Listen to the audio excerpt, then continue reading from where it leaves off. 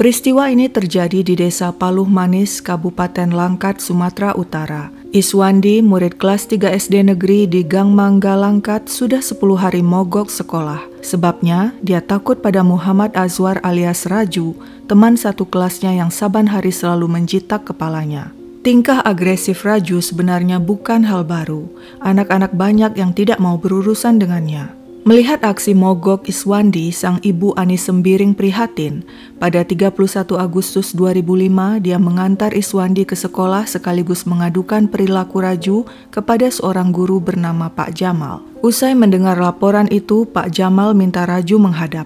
"Benar kau sering jitak kepala si Iswandi?" tanyanya. Awalnya Raju membantah, tapi setelah didesak akhirnya anak itu mengakui perbuatannya. Tanpa pikir panjang, Pak Jamal menampar Raju. Raju diam saja, tapi dalam hati kemarahannya menggelegak. Dia bertekad akan memberi pelajaran kepada Iswandi si tukang mengadu. Raju pun bergegas mencari Iswandi, tapi anak itu tidak kelihatan. Raju malah bertemu Armansyah alias Eman, kakak Iswandi. Terjadi perang mulut antar keduanya yang kemudian meningkat menjadi perkelahian fisik. Meski Eman duduk di kelas 6 sedangkan Raju di kelas 3, soal berkelahi Raju lebih hebat. Fisiknya juga lebih kuat dibandingkan Eman yang kurus. Raju mencekik Eman lalu mendorong badannya hingga jatuh ke tanah. Saat Eman terlentang, dia menekan perut Eman dengan lututnya. Ketika perkelahian berakhir, bibir Raju terluka dan bagian perut Eman sakit. Eman pulang ke rumah sambil menangis. Dia mengeluh sakit di leher, pinggul, dan perut karena berkelahi dengan Raju. Sang ibu Ani yang kesal dengan Raju yang selalu bikin masalah, mengajak Eman ke rumah Raju untuk menemui orang tuanya. Mereka diterima Saedah, ibu Raju. Ani mengatakan anaknya sakit akibat ulah Raju dan minta uang untuk berobat. Saedah setuju dan memberi uang agar Eman dibawa ke tukang urut dan mantri yang kemudian memberikan obat. Tapi malamnya Eman tak kunjung sembuh. Dia malah merintih terus-menerus karena perutnya sakit sekali. Khawatir dengan kondisi anaknya, Ani kembali membawa Eman ke mantri. Mantri tidak bisa berbuat apa-apa dan mengusulkan agar Eman dibawa ke dokter karena tampaknya sakitnya berasal dari dalam perut. Ani yang semakin galau melihat kondisi anaknya segera mendatangi orang tua Raju. Dia mengatakan Eman tidak kunjung sembuh dan harus dibawa ke dokter. Orang tua Raju, Saedah dan Sugianto menolak permintaan itu dan mengatakan mereka tidak sanggup membayar biaya dokter. Ani bertambah bingung. Bagaimana ini? Dia tidak punya uang untuk membawa Eman ke dokter. Perekonomian mereka susah. Sehari-hari Sahli suaminya hanya bekerja mengolah nira. Mereka tinggal di gubuk berlantai tanah. Sedangkan keluarga Raju berada, punya usaha rumah makan dan tinggal di rumah permanen di pinggir jalan besar. Karena keluarga Raju menolak membiayai pengobatan Eman ke dokter, Ani melapor ke kepala desa. Sang kades menyarankan agar masalah diselesaikan secara kekeluargaan. Tapi bagaimana mungkin, kata Ani, sebab keluarga Raju bersikeras tidak mau menanggung biaya dokter. Akhirnya dengan sepengetahuan kepala desa, Ani pun melaporkan Raju ke polisi dengan tuduhan penganiayaan. Dengan didampingi kepala desa dan Polres Langkat, Ani melakukan upaya damai 2 kali dengan keluarga Raju, masing-masing pada 10 dan 27 Oktober 2005. Mereka dipertemukan untuk menyelesaikan masalah secara kekeluargaan.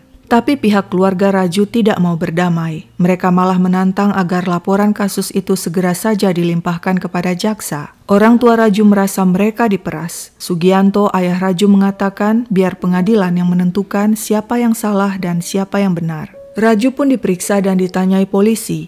Selama pemeriksaan, anak itu didampingi ibunya Saedah yang juga ikut menandatangani berita acara pemeriksaan tertanggal 3 November 2005. Polisi juga telah meminta pendapat Bapas atau Balai Pemasyarakatan Anak untuk meneliti apakah Raju layak diajukan ke persidangan dan dinyatakan anak itu layak disidangkan. Sidang pertama pun digelar di Pengadilan Negeri Stabat, Pangkalan Brandan, Sumatera Utara pada 26 Desember 2005, bertindak sebagai hakim tunggal Tiur Maida Pardede. Namun ditunggu-tunggu, Raju dan orang tuanya tidak hadir di sidang itu. Begitupun sidang kedua dan ketiga, mereka tidak hadir.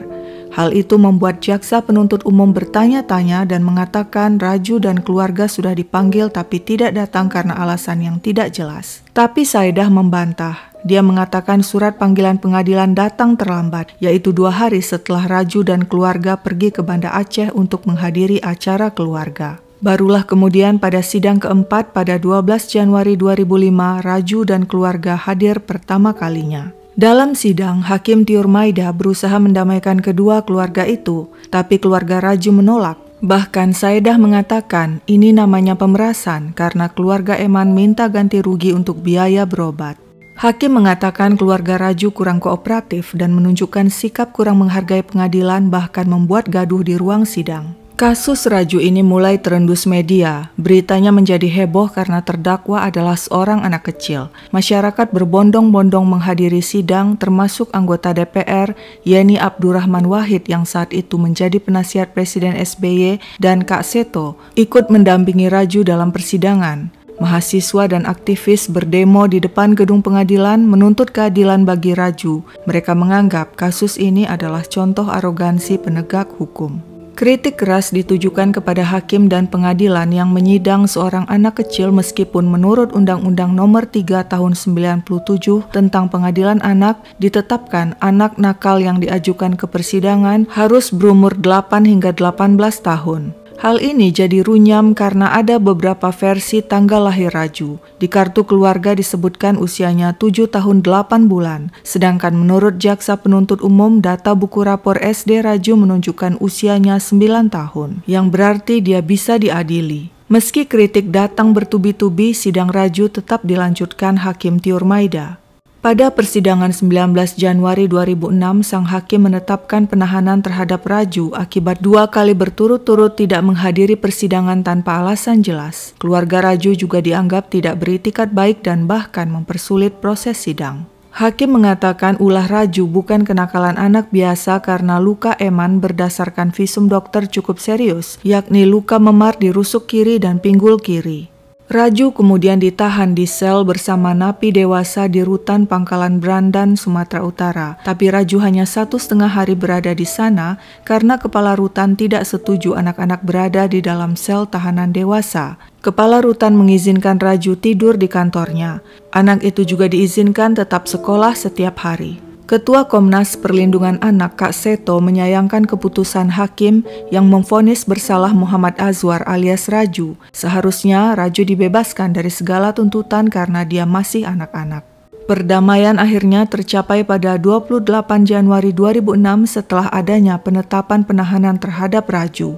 Keluarga Raju diharuskan membayar ganti rugi dan menyerahkan 1 juta rupiah kepada keluarga Eman. Setelah perdamaian, Hakim Tiur Maida kemudian mengeluarkan surat penangguhan penahanan. Pada persidangan selanjutnya 15 Februari 2006, persidangan Raju heboh. Kuasa hukum Raju, Jonathan Panggabean, bersikukuh meminta hakim menghentikan persidangan karena alasan salah penerapan hukum sebab Raju masih di bawah umur saat diajukan ke pengadilan, yaitu 7 tahun 8 bulan. Tapi jaksa penuntut umum membantah dan menyampaikan bukti rapor sekolah yang menunjukkan Raju berusia 9 tahun saat diajukan ke pengadilan. Karena permintaan penghentian sidang ditolak hakim, kuasa hukum Raju membawa anak itu keluar ruang sidang sebelum sidang ditutup. Hakim memerintahkan agar Raju kembali dibawa ke ruang sidang, sehingga kemudian terjadi tarik-menarik antara kuasa hukum dan jaksa penuntut. Setelah Raju dibawa ke ruang sidang, kembali pecah kegaduhan antara jaksa penuntut dan kuasa hukum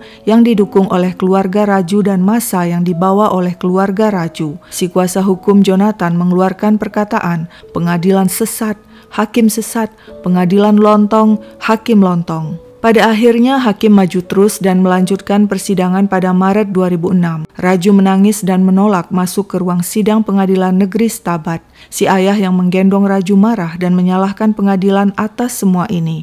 Akhirnya Raju pun diizinkan pulang. Sidang yang dipimpin Hakim Tunggal Tiur Maida tetap berjalan tanpa kehadiran Raju. Hakim akhirnya memvonis Raju bersalah telah menganiaya Eman, kakak kelasnya. Raju tidak divonis penjara, melainkan dikembalikan kepada orang tuanya untuk dibina.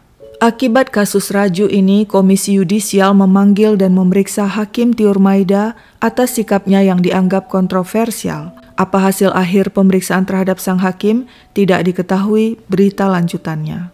Keluarga Raju dan Eman tentunya tidak menyangka masalah yang awalnya sepele dan bisa diselesaikan secara kekeluargaan akhirnya merebak jadi berita nasional. Tapi karena kasus ini pula keberadaan Undang-Undang Nomor 3 Tahun 97 tentang Pengadilan Anak dianggap perlu direvisi. Hal ini kemudian terwujud dengan dikeluarkannya Undang-Undang baru Nomor 11 Tahun 2012 tentang Sistem Peradilan Pidana Anak yang menetapkan batas usia 12 hingga 18, bukan lagi 8 hingga 18 tahun. Bagaimana menurut kalian kasus Raju ini? Siapakah pihak yang paling bersalah di sini? Share pendapat kalian di bawah. Sekian dulu ceritaku, sampai jumpa kapan-kapan.